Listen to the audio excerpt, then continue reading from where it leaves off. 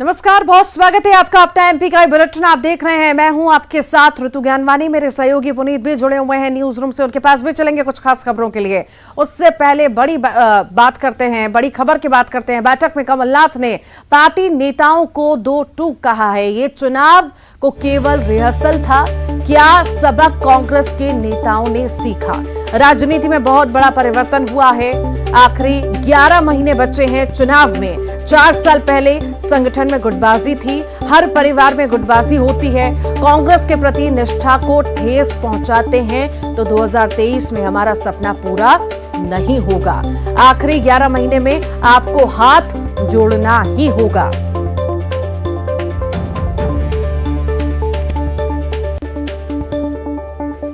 ये चुनाव तो रिहर्सल था, रिहर्सल, और रिहर्सल में बहुत कुछ सीखा जाता है।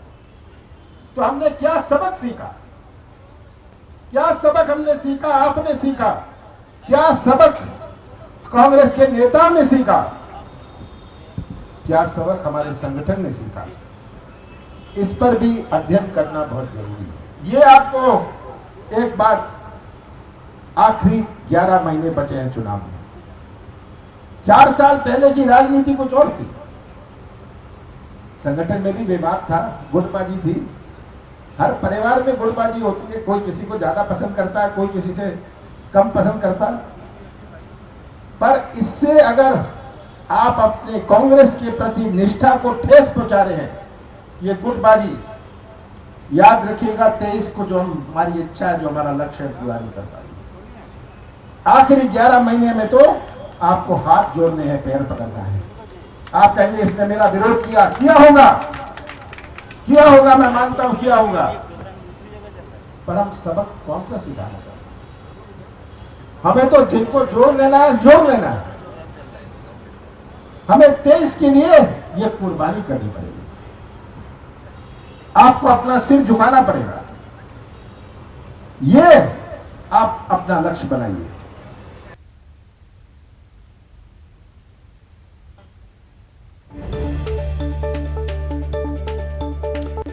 कांग्रेस की बैठक हुई और कमलनाथ ने दो टूक कहा है। पार्टी नेताओं को अब मेहनत करनी होगी, लोगों के बीच जाना होगा, हाथ जोड़ने होंगे। कुछ ही समय बचा है चुनाव में, इस तरह लापरवाही नहीं चलेगी। आखिरी 11 महीने ही चुनाव में बचे हैं, जी तोड़ मेहनत करनी पड़ेगी।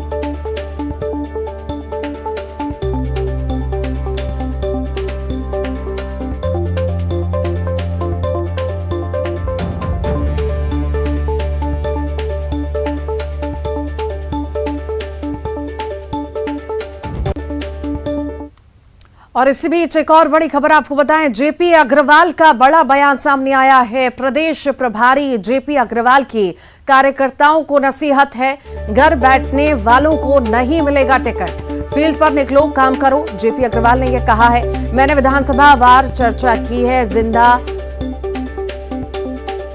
तब होंगे जब कुआं खोदकर पानी निकालेंगे। ये बड़ा बयान सामने आया है। जेपी अग्रवाल का बड़ा बयान सामने आया। प्रदेश प्रभारी जेपी अग्रवाल विधानसभा में काम करता है, उस विधानसभा में उसका रिकॉर्ड कंप्यूटर में फीड होना चाहिए। जब टिकट बटेंगे उसका रिकॉर्ड देखा जाएगा, कौन सड़क पे है और कौन नहीं है। घर पे बैठ के टिकट नहीं मिलेगा किसी को। और आप में से भी जो जीते हुए, अगर वो भी अच्छा काम कर रहे होंगे तो उनको भी विधानसभा का टिकट दिया जाएगा। हम आपको पीछे छोड़ने वाले नहीं हैं। जेपी अग्रवाल का ये बयान आपने सुना। प्रदेश प्रभारी जेपी अग्रवाल ने बयान दिया, कार्यकर्ताओं को नसीहत दी है कि घर बैठने वालों को टिकट नहीं मिलेगा, फील्ड पर निकलो, काम करो। ये बयान जेपी अग्रवाल द्वारा दिया गया है। उन्होंने कहा, मैंने विधानसभा वार चर्चा की है, और आगे उन्होंने ये भी कहा कि जिंदा तब होगे जब कुआं खोदकर पानी निकालोगे। तो कुल मिलाकर उनका कहना था कार्यकर्ताओं को कि निकलिए और काम करिए, लोगों के बीच जाइए। ये नसीहत कार्यकर्ताओं को उनके द्वारा दी गई है। और साफ तौर से उन्होंने कहा है कि घर बैठने वालों को टिकट नहीं मिलेगा, फील्ड पर निकलो, काम करो।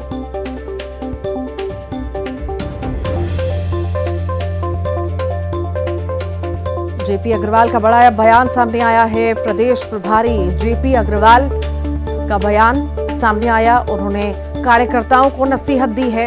घर बैठने वालों को टिकट नहीं दिया जाएगा, ये भी उनका कहना था। फील्ड पर निकलिए और काम करिए, ये जेपी अग्रवाल ने कार्यकर्ताओं से कहा है। और उन्होंने साथ ही ये भी कहा कि मैंने विधानसभा वार चर्चा की है।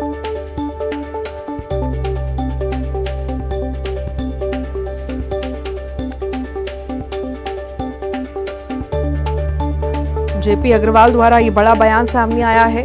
उन्होंने कार्यकर्ताओं को नसीहत दी कि बाहर निकलिए और काम करिए।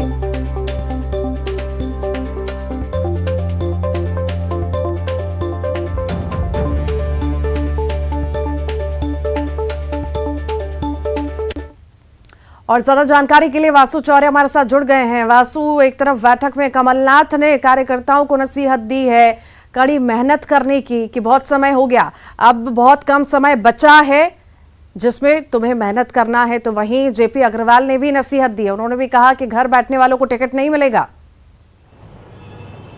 बिल्कुल, देखिए 11 महीने करीब चुनाव को लेकर बचे हुए हैं। अगले साल मध्य प्रदेश में विधानसभा का चुनाव होना है और कमलनाथ और जेपी अग्रवाल जो मध्य प्रदेश के प्रभारी हैं, भली बात इस बात को जानते हैं कि बीजेपी के मजबूत संगठन, मजबूत कैडर के सामने कांग्रेस के लिए ये चुनाव किसी अग्नि परीक्षा से कम नहीं होने वाले हैं। इसलिए जमीनी स्तर पर कार्यकर्ताओं को बहुत कड़ा मेहनत, बहुत कड़ा संघर्ष करने की जरूरत है। कमलनाथ ने इस बात को बिल्कुल दो टूक अंदाज में बोला है कि गुटबाजी से ऊपर उठ जाइए, गुटबाजी से ऊपर उठ के आपको पार्टी के हित में काम करना है, पार्टी को किसी भी तरह से नुकसान ना पहुंचे, इस बात का विशेष ध्यान रखिए और लोगों के चाहे हाथ पैर जोड़ने पड़े तो वो भी करिए, क्योंकि हमें चुनाव लड़ना है और चुनाव लड़के जीतना है। उन्होंने कहा है कि इस समय हम आराम के मूड पर नहीं रह सकते, आप भी मेहनत करिए, मैं भी आपके साथ में मेहनत करूंगा। और इसके अलावा जेपी अग्रवाल जो मध्य प्रदेश कांग्रेस के नए प्रभारी बने हैं, उन्होंने महत्वपूर्ण बात बैठक में कही है। उन्होंने कहा है कि घर बैठने वाले कार्यकर्ताओं को टिकट नहीं दिया जाएगा। जो कार्यकर्ता, जो नेता जमीन पर उतरेंगे, जनता के बीच में रहेंगे, बीजेपी के खिलाफ झंडा उठाएंगे, बीजेपी के खिलाफ आंदोलन करेंगे, सरकार की खामियों को उजागर करेंगे, उनको ही टिकट दिया जाएगा। और बाकायदा हर एक नेता का, पदाधिकारी का जो रिकॉर्ड है वो पीसीसी में रखा जाएगा। इसके लिए पीसीसी में टेक्नोलॉजी की मदद से कंप्यूटर सिस्टम भी वहां पर रख दिया गया है, जिसमें सभी जो नेता है, जो कार्यकर्ता है, उनका जो रिकॉर्ड है कि उन्होंने कितना काम किया है, कितने आंदोलन किए हैं, वो सभी चीजें जो है वो दर्ज की जाएंगी और उसी बेस पे जो है टिकट दिया जाएगा। जेपी अग्रवाल ने एक बात और साफ कर दी है कि दिल्ली में बैठकर मैं मध्य प्रदेश को नहीं चलाने वाला हूं। मैं मध्य प्रदेश में बार बार आऊंगा, पूरे प्रदेश का दौरा करूंगा, कार्यकर्ताओं से मेल मुलाकात करूंगा और इसी के आधार पर आगे की जो रणनीति है कांग्रेस की वो तय होगी कि किसे टिकट दिया जाए, किसे नहीं। तो ये कांग्रेस की एक बड़ी कोशिश, एक बड़ी पहल। आज नगरीय निकाय सम्मेलन था कांग्रेस का, जिसमें उन तमाम प्रत्याशियों को बुलाया था जो नगरीय निकाय में चुनाव जीते थे या हारे थे। और इन सभी नेताओं को, कार्यकर्ताओं को अब ये नसीहत पार्टी की ओर से दी गई है कि अब आप एक बार फिर से अपने वार्ड स्तर पर एक्टिव हो जाइए, वहां पर पार्टी का झंडा बुलंद कीजिए, लोगों के बीच में कांग्रेस की रीति नीति को पहुंचाइए। 15 महीने कांग्रेस की जब सरकार रही थी, उनकी क्या कामयाबी थी, क्या कुछ योजनाएं कांग्रेस ने शुरू की थी, उनको जनता के बीच में ले जाइए। और अगर एक बार फिर से मध्य प्रदेश में कांग्रेस की सरकार बनती है तो किस तरीके से काम किया जाएगा वो बताइए और सरकार को इसके साथ में लगातार घेरिए, कटघरे में खड़ा करिए ताकि कांग्रेस मजबूत हो सके। ये तमाम दिशा निर्देश जो है वो पार्टी की ओर से दिए गए हैं। और निश्चित तौर पर जैसा कि आप ऋतु जिक्र कर रही थी, दो टूक कहा गया है, एक गुटबाजी नहीं चलेगी, दूसरा अगर टिकट चाहिए, चुनाव लड़ना है तो मैदान में उतरना होगा। जी ठीक, बहुत शुक्रिया वासु। और भोपाल में मल्लिकार्जुन खड़गे पहुंचे हैं। उन्होंने बड़ा बयान दिया। 80 साल की उम्र होने पर मल्लिकार्जुन खड़गे ने ये बड़ा बयान दिया। संगठन की लड़ाई लड़ने के लिए उम्र नहीं, विचारधारा चाहिए। हमारी प्राथमिकता राष्ट्रीय अध्यक्ष का चुनाव है। अगले चुनाव में कांग्रेस के चेहरे पर कहा कि वो बाद में तय करेंगे। ईद पर बचेंगे तो मुहर्रम में नाचेंगे। मैं सामूहिक नेतृत्व में भरोसा करता हूं। हम जनता की लड़ाई जमीन पर लड़ेंगे। देखो, पहले तो मेरा संगठन चुनाव इसमें आया हूं। हमारे में कहावत है, मैं बहुत जगह रिपीट करता हूं, बकरी ईद में बचेंगे तो मुहर्रम में नाचेंगे। पहले तो मेरा चुनाव खत्म होने दो, मैं अध्यक्ष बनने दो, उसके बाद देखेंगे। ये लड़ना,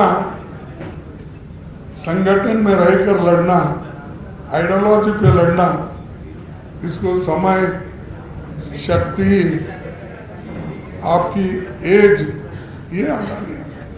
आपकी मानसिकता, आपके विचार क्या है, कितने आप कमिटेड हो, that is important, not your age.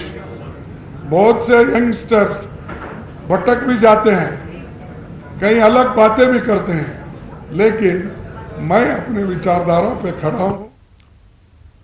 Congress के राष्ट्रीय अध्यक्ष के उम्मीदवार मल्लिकार्जुन खड़गे पर गृह मंत्री के बयान पर विधायक कुणाल चौधरी ने पलटवार किया। उन्होंने कहा कि गृह मंत्री प्रदेश में बढ़ रहे अपराधों पर चिंता करें, कांग्रेस के आंतरिक मामलों में दखलंदाजी ना करें। मुझे लगता है नरोत्तम मिश्रा जी रोज बलात्कार हो रहा है, इस पे कभी बात क्यों नहीं करते? रोज कानून व्यवस्था खराब है, उस पर बात क्यों नहीं करते? नरोत्तम जी को मेरा आग्रह है सीएम साहब से, या तो इनको कांग्रेस के लिए प्रवक्ता घोषित कर दे या गृह मंत्री पद से हटा दे। क्यों परेशान हो रहा है? रोज कानून व्यवस्था ध्वस्त है। कहीं ना कहीं जो लड़ाई बीजेपी में चल रही है कि अंदरूनी सीएम की फाइट चल रही है, उसकी बातें, बाकी कुछ नहीं। कौन ज्यादा बोल ले, पर मुझे लगता है मध्य प्रदेश के मूल मुद्दों पर बात करेंगे तो ज्यादा बेहतर होगा। खड़गे जी हिंदुस्तान के दलित वर्ग के नेता है, अगर उनका ये अपमान करते हैं तो इस हिंदुस्तान के दलित वर्ग का अपमान कर रहे हैं। इतने अनुभवी नेता का अपमान कर रहे हैं तो उस व्यक्ति का नहीं, इस देश के दलित नेता के रूप में उस जनता का अपमान कर रहे हैं। जनता इन्हें कभी माफ नहीं करेगी।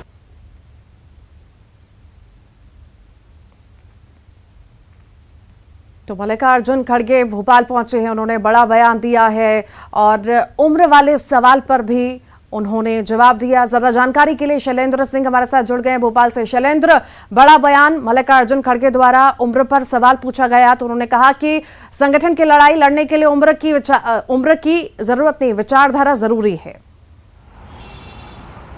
देखिए, बिल्कुल लगातार विपक्ष जिस तरीके से इस बात को लेकर हमलावर है कि 80 साल के मल्लिकार्जुन खड़गे हो गए और ऐसे में अगर वो राष्ट्रीय अध्यक्ष का चुनाव लड़ रहे हैं और यदि वह चुनाव जीतते हैं तो आखिर कांग्रेस में किस तरीके से वो बदलाव कर पाएंगे, क्योंकि उनकी विचारधारा जो है वो पुरानी विचारधारा, और अब जो विचारधारा चाहिए वो युवा विचारधारा के साथ, जिस तरीके से राहुल गांधी भी युवा नेतृत्व की बात करते हैं। तो इस बारे में जब उनसे सवाल किया गया तो उन्होंने साफ तौर पर यह कहा कि संगठन की लड़ाई लड़ने के लिए उम्र मायने नहीं रखती है, बल्कि आपकी विचारधारा और आपकी सोच जो मायने रखती है। उन्होंने कहा कि उनके पास 50 साल का लंबा अनुभव है, कर्नाटक में एक विधायक से लेकर राज्यसभा में जो नेता प्रतिपक्ष तक की भूमिका उन्होंने निभाई है, यूपीए 2 में वो मंत्री भी रहे और ऐसे में उनके पास बखूबी अनुभव है। सीधे तौर पर उन्होंने भाजपा पर हमला बोलते हुए कहा कि जिस तरीके से भाजपा संविधान को नष्ट करने का काम कर रही है, उसको दुरुपयोग करने का काम कर रही है, लड़ाई भाजपा से है, न कि आंतरिक कांग्रेस के आंतरिक संगठन से। उन्होंने कहा कि भाजपा से लड़ना है तो आपको विचारधारा अपनी मजबूत रखनी होगी जो उनके पास है। उन्होंने कहा कि सामूहिक नेतृत्व के साथ वो काम करना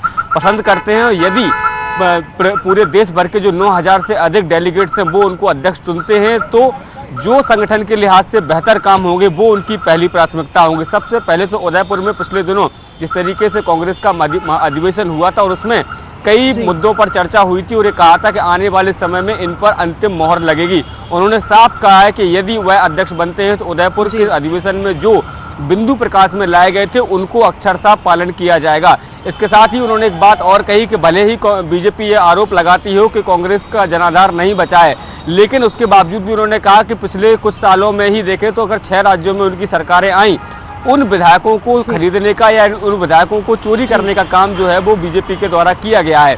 तो लोकतंत्र में बीजेपी का विश्वास है नहीं, कांग्रेस पर वो आरोप लगाते हैं। उन्होंने कहा कि पूरे संगठन के साथ हम लोग मिलकर लड़ेंगे और शशि थरूर को लेकर भी उन्होंने कहा कि उनकी उनसे कोई प्रतिद्वंदिता नहीं है, अभी चुनाव हो रहे हैं इसलिए एक दूसरे के सामने हैं, लेकिन जैसे ही चुनाव संपन्न होंगे जो भी अध्यक्ष बनेगा जो बीजेपी के खिलाफ जो है वो दोनों लोग साथ में खुलकर लड़ते नजर आएंगे। जी बहुत शुक्रिया शैलेंद्र।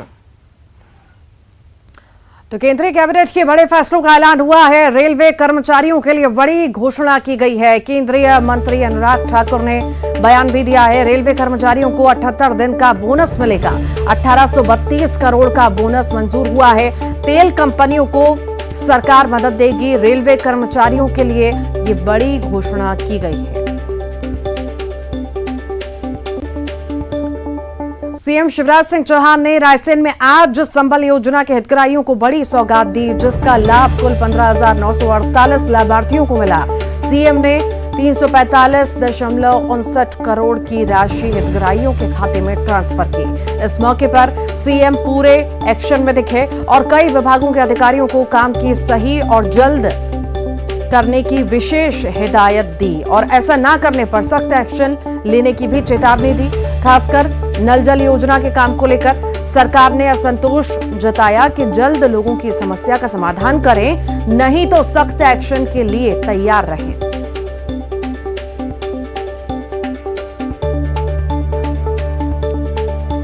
करोड़ों रुपए हम खर्चा कर रहे हैं पाइपलाइन बिछाने में और घर घर नल लगाने में। घटिया काम कहीं मत होने देना, और हो तो मुझे शिकायत करना, काम अच्छा होना चाहिए।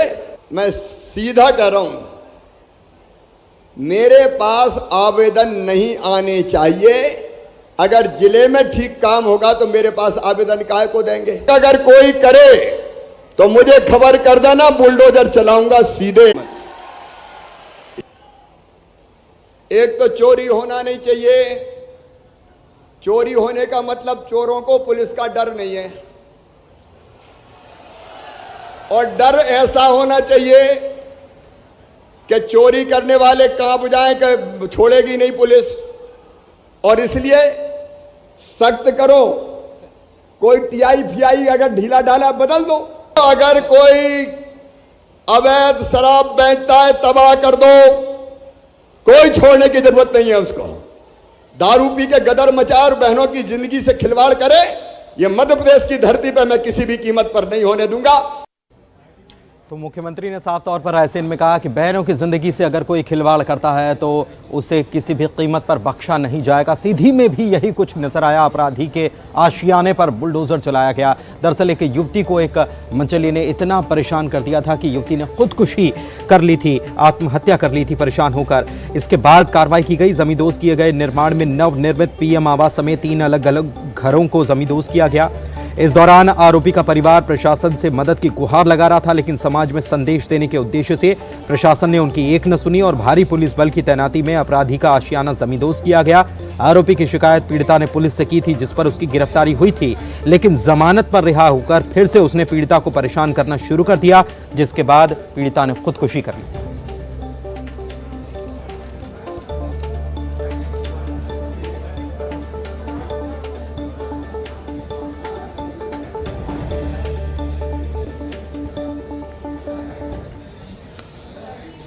अवैध अतिक्रमण की शिकायत पाए जाने पर तहसीलदार बहरी के द्वारा पारित आदेश के अनुक्रम में पुलिस एवं प्रशासन के सहयोग से आज अवैध अतिक्रमण को यहाँ हटाया गया है और आगे भी इसी तरह शासन के अनुसार अवैध अतिक्रमण हटाने की कार्रवाई